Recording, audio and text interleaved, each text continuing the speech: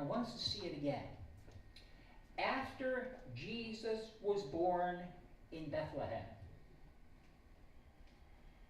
guess when the star appeared, folks? When he was born. Now, how many of you have ever taken a trip? How many of you go on vacation? Have any of us done the Abraham thing? We wake up in the morning and God says, go, and I'll tell you when you get there. Now, I'm not talking about a Saturday morning jaunt. When Lisa and I pastored in New England, Connecticut to be precise, there were times that we'd wake up on a Saturday morning and we'd drive to Rhode Island for breakfast. To the only Denny's in Rhode Island. And then for lunch, we would go to Massachusetts. And we'd be home by 11. And we left at 8. Because all of that area is only like 50 miles of round trip. But if you're really going for something, a journey, how many of you just get up in the morning and go, okay, we're going? How many of you plan? How many of you plan routes? How many of you plan clothes? Flights. Motels. See, it's not something that's done instantly. The star appeared, and I'm gonna stay with popular culture. Christmas Eve and Christmas morning, these guys had traveled from the east on camels. And they were farther away than 40 miles, which is the average drive a camel can make in a day. No, they weren't there. In fact, what it says is, Herod was the king, and the Magi came to Jerusalem. They didn't come right to Bethlehem. By the way, in honesty, they didn't go to Bethlehem at all. Joseph and Mary were from Nazareth. They had only gone to Bethlehem to register for the tax. How many of you if you have to go somewhere to get taxed, how many of you want to stay in that town? You want to go back home. See, we've shifted things. By the way, a heresy is when we shift things or put too much emphasis more than it deserves. So we're almost being heretical. So the Magi, which means stargazers, you can call it astronomer, you can call it astrologer, because they took the stars as signs. By the way, how many of you know that Orion is only Orion because people put it to it? Because people did what? Because people assigned a name to it. Oh, yeah. The Big Dipper, nobody knew about it until somebody said, hey, that looks like a Big Dipper. See, the stars have no symbolisms, but there are stars that are brighter than others. How many of you know that? But this time, a star came up that could not be ignored. And these stargazers went, a lot of times when there's a star like this, it means that there's some cataclysmic, interesting event. And they started reading knowledge, and they started looking, and they said, hey, it's hanging out over to, hanging that way, let's go. But it took them time to plan the trip. By the way, how many of you know, in your car it's pretty safe, but how many of you know if you're walking or in an open convertible or anything like that, the roads aren't always safe? How many of you know that? So there probably was more than 3 human beings on this trip. These guys are important astronomers. How many of you have watched anybody important drive? Most important people don't drive by themselves. Can we agree to that? Most important people, or people on an important mission, they drive with an entourage.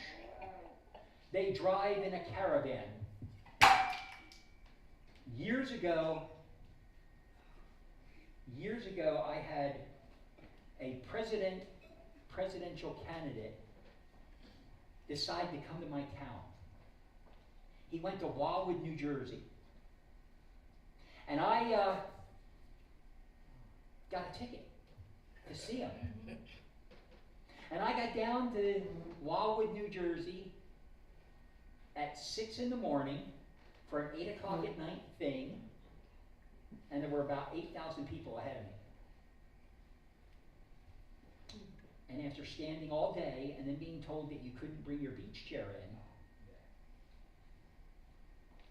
in, and it was February and it was cold, my feet were tired, I decided I really didn't care. And they said, you're probably not going to get in anyway. So guess what happened? I went to the local McDonald's and I sat down and I decided I'm going to get a cheeseburger. Pastor, this is way off track. No, here it is. Because at 7 o'clock, sitting in the front window of that McDonald's, looking over the main road onto the Wildwood Island, 6 limousines came in. And it was the president. And in the third one, the lights in the back were on. And guess who it was? The president. Now, I have no doubt he did not see me.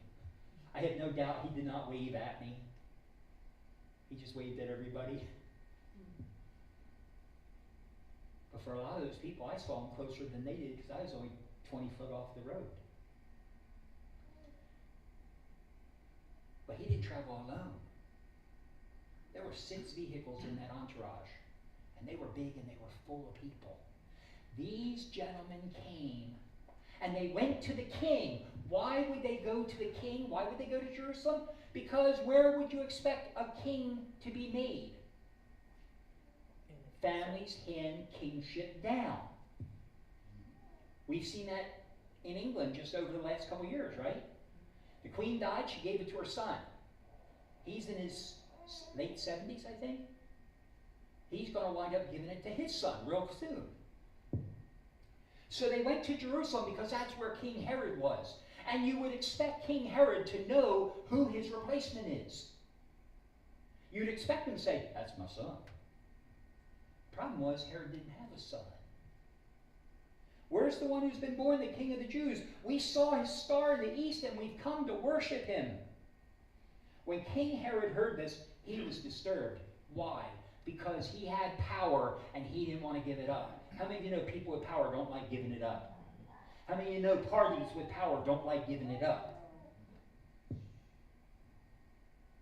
How many of you know people in churches with power don't like giving it up?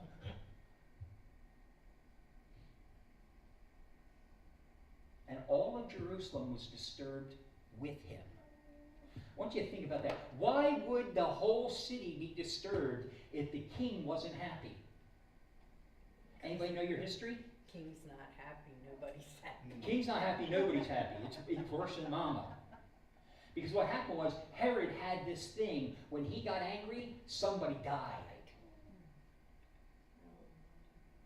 He got angry one time and killed an entire town just because he was angry with them, because whimsy. Somebody gave an offense, so he killed the whole town. Now he's being told he's being replaced.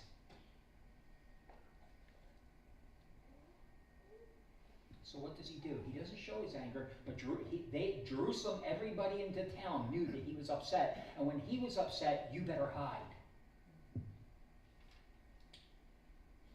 He called together all the people's priests and teachers of the law. They weren't his. Every man of power has a council around them, don't they? But he didn't call on them. Do you know why? Because he had already been sinful in front of the Lord. He had married his brother's wife. If you don't know that, read John the Baptist. John the Baptist called him out on it, and that's why John the Baptist was killed. But what happened was, he couldn't go to his minister. He didn't have one. He was secular. So he called all the people's priests and all the people's teachers of the law came in, and he said, what is the story here? How come these foreigners know this and I don't? And they came back and they said, well, it's in the prophets. You know what that says? He didn't read the prophets. He was secular. By the way, for those of you who don't know, secular just means they have no relationship with Jesus or God. Obviously, he had no relation with Jesus. Jesus was a little child at this point, but he didn't even care about God. I could say, does this sound familiar? But I'm not going to, even though I just did.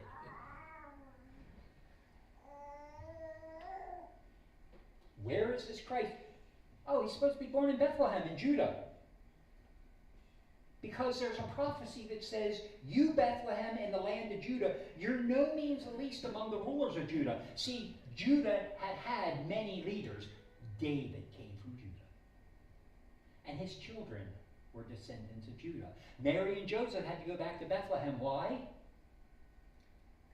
Because they were descendants of David from Judah.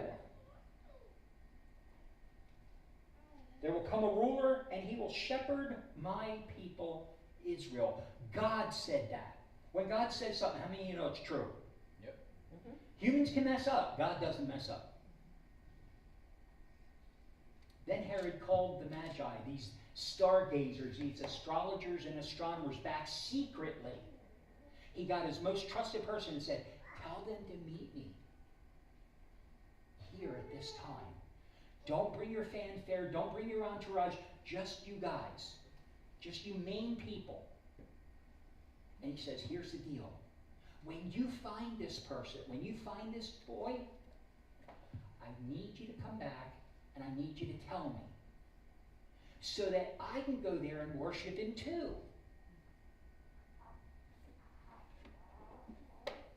How many of you know that when a king or a power person says, I'm sending you on a secret mission,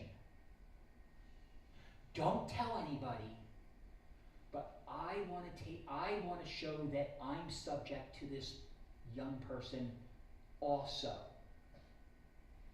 How many of you know there's probably a hook in it?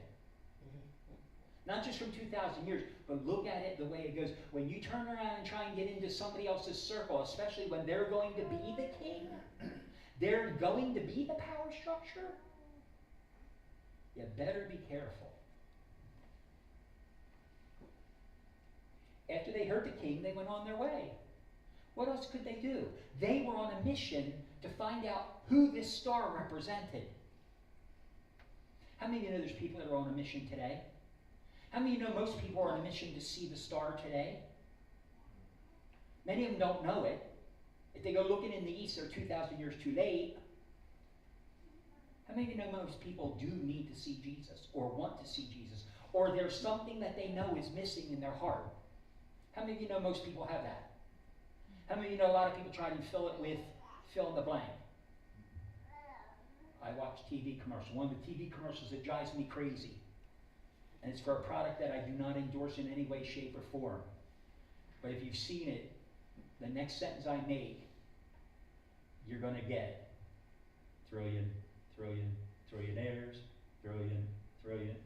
It's for a lottery, a casino lottery. And their idea is they want everybody to be a trillionaire, T-H-R-I-L-L. And it's supposed to produce this idea that this place will give you the fulfillment of your life because of thrills. I'm going to tell you right now, there's only one thing that fills your life, Jesus Christ. Amen. There's only one thing that the world is really, truly looking for, to be a trillionaire and to be a fillionaire. And that's Jesus Christ. Everything else is temporary. Everything else is folly. So they went on their way because they still had their mission to find out who this star represented. And here's one that most people forget. And the star they had seen in the east went ahead of them. Now, this has to be one special star. I've heard astronomers, and they talk about supernovas, and they talk about this. But the truth is, stars, even supernovas, they hang out in one spot. The Earth may move, but they don't. But this star moved. This star moved and stayed a distance ahead of them until it stopped over the place where Jesus was. That's word. If you don't believe it, if you don't like it, don't believe it, don't want to hear it, talk to the author. Don't talk to me. Because I'm taking his account on it. but the star moved with them. The star kept them on track. Now, a lot of people today have a tattoo or jewelry of a North Star because it's supposed to keep you in, focused right. I'm going to tell you right now, the North Star has nothing on Jesus. Jesus and the Holy Spirit will keep you on track better than any star could ever think of. Pastor, you realize you're talking to most of us Christians in this room. Yeah, but I'm hoping there's a lot of non-Christians online. I'm hoping there's a lot of non-Christians that the Lord leads to this building or this just to hear this. And then he goes on. It says that when they found it, it went ahead and stopped at a place where the child was. I don't call an hours-old baby child. Do you? How many, if a little person is less than 12 days old, do you call him child? Do you call him baby or infant? So this tells me that time has passed. This tells me that it's not there. And then he goes deeper. When they stopped at a place where a child, when they saw the star stop, they were overjoyed. When the star stopped, they were like, we're getting close. We're near where we have to be. How many of you get excited when you get within 100 miles of your destination? If it's been a long trip? When I was 16, we went around the country for 8 weeks it was. 8 weeks. 4 of us in a Volkswagen Rabbit and a tent. And I got to tell you, when we crossed Niagara Falls and we hit Pennsylvania, and we lived in Cape May, I was one of the happiest guys around because I was the tallest in the group and I had the least space. And I was like, we're almost home. I can remember when I was in school in Kentucky, when I crossed the Delaware Memorial Bridge, 2 things happened. Number one, Route 40, with the road it was a concrete road, so they'd pour us and then have a spacer. And it would be ba-boom, ba-boom, ba-boom. And when I hit ba-boom, ba-boom, ba-boom for a couple miles, and then I went, and I smelled that salt air, I was home, man. It didn't matter that it was from the Delaware Bay. I was home. Marshes. See, that's what they were feeling. You're laughing and you're smiling. That means you felt that at times too. That's what Jesus wants every human being to feel as they get close to him. My mission is almost done. I'm home. When they saw the star, they were overjoyed. On coming to the house. Should I read that again? On coming to the House. not the Stable. garage, not the stable, Not the inn. not the inn. As they were come to the house, they saw the child and his mother. Why didn't they see Joseph? He was probably off working. He's off working. There you go. How many of you know you have to have money to live? How many of you know most people work to live? They didn't have government assistance here. Those who will not eat or will not work will not eat.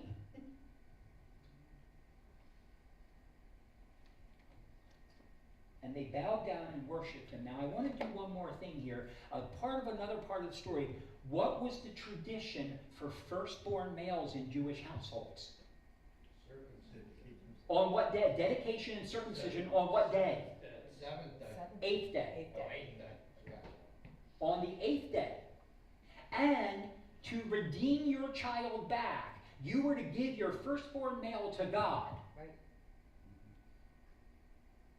Okay, Hannah did it, and he became Samuel. All right? But to buy him back, to redeem him, to show that God's love has to be redeemed in Jesus, they would buy the child back and they would give an offering. How many of you think your kids would be, at that age, were priceless? At that age? At that age, you didn't know what they were going to grow up Before the as. terrible twos. But how many of you would give your best for your child? How many of you would give the best you have for your child? What did Mary and Joseph give?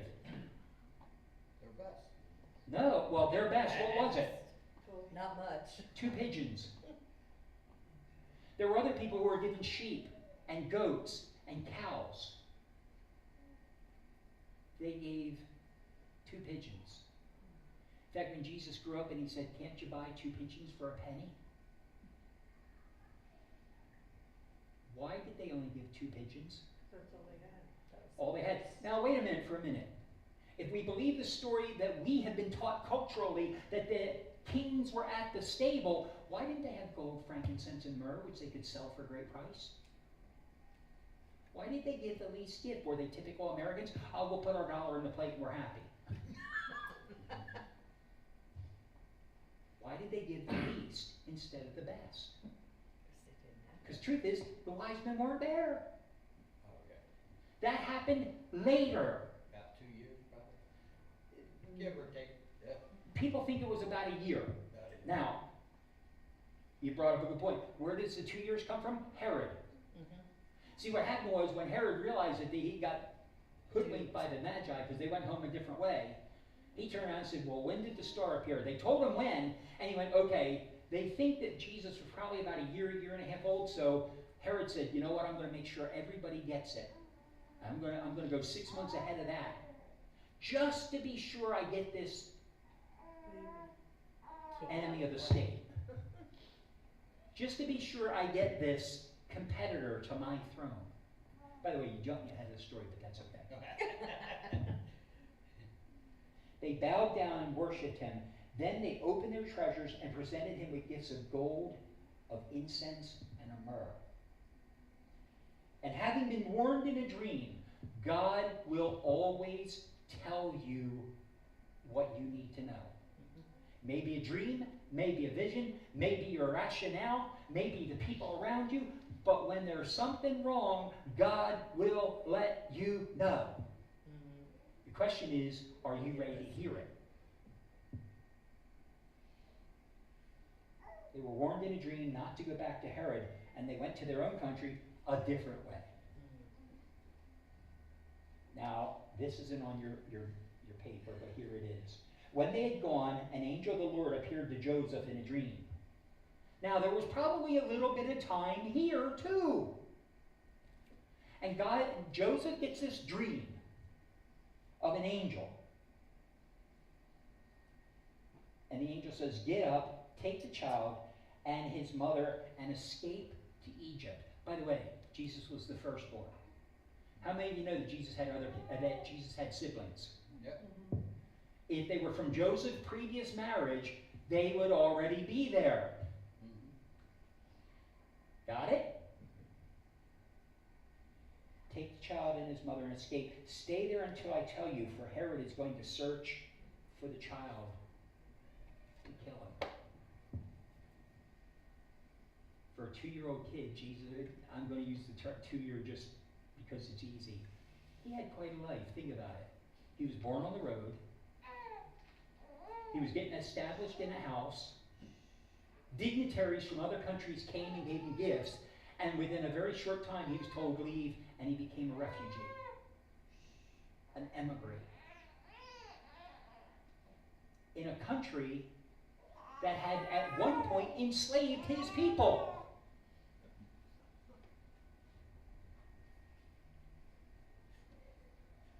But there's another story here, a story of obedience. A story of trusting God. One of the songs today talked about, we will trust the Lord. The Magi trusted the Lord, went a different way. Joseph trusted the Lord and the vision from the angel and went to Egypt, a foreign country. Herod trusted his counselors.